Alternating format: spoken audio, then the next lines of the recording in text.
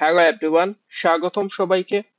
তো আজকে আমরা ডিউ অ্যাডমিশন টেস্ট নিয়ে কথা বলবো। স্পেশালি অ্যাডমিশনে কিভাবে ভালো করতে হয় সেটা নিয়ে কথা বলবো।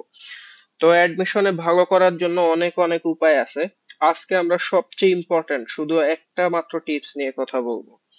তো একটা মাত্র টিপস দেখো, সেটা আমি লিখে রাখছি। সেটা হচ্ছে কঠিন কোশ্চেন দেখলে দ্রুত স্কিপ করতে হবে। তো এটাই কেন সবচেয়ে বেশি ইম্পর্টেন্ট টিপস, তুমি জাস্ট একটু খেয়াল করো। আমাদের যে ঢাবিতে যে কোশ্চেনটা হয় স্পেশালি এই ইউনিটে, মানে সায়েন্সের ইউনিটে, সেখানে হচ্ছে টোটাল 100 মার্কের কোশ্চেন থাকে, তাই না? টোটাল হচ্ছে 100 মার্ক। তো তুমি কি জানো ওখানে কত পাইলে চান্স হয়? তা আমি তোমাকে বলি, তুমি যদি সামহাও ধরো 55, হ্যাঁ, 55 থেকে 60% মার্কস যদি তুমি তুলতে পারো, মানে অনায়াসে খুব ইজিলি খুব ভালোভাবে চান্স হয়ে যাবে, বুঝছো? মানে এইবার তো এমনও হয়েছে মাত্র 40 থেকে 42 মার্ক পেয়েও চান্স হয়ে গেছে। তো দেখো কি মজার বিষয়, কত অল্প মার্কস পেলে চান্স হয়ে যায়। কিন্তু মজার বিষয় হচ্ছে স্টুডেন্টরা এই অল্প মার্কসই তুলতে পারে না। কেন তুলতে পারে না জানো?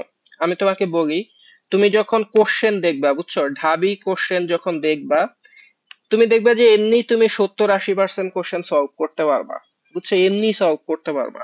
তো এই যে 70-80% কোশ্চেন তুমি ইজিলি দেখলেই সলভ করতে পারো, কিন্তু পরীক্ষার হলে কেন স্টুডেন্টরা সলভ করতে পারে না?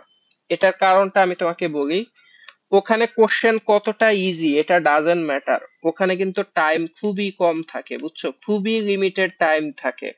তো এই কম সময়ে যে যত বেশি সলভ করতে পারে ওই কিন্তু ভালো করে।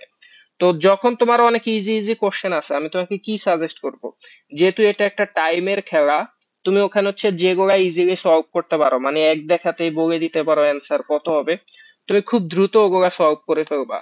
আর যেগুলা তোমার কাছে খুব কঠিন মনে হয় বা তুমি তো একটু করতে টাইম লাগবে, মানে তুমি হয়তো পারবা কিন্তু করতে সময় লাগবে, ওটা দ্রুত স্কিপ করো।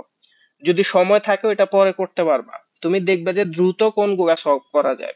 এন্ড তুমি যদি ঠিকঠাক এই কাজটা করতে পারো, অনায়াসে তুমি ভালো করবা।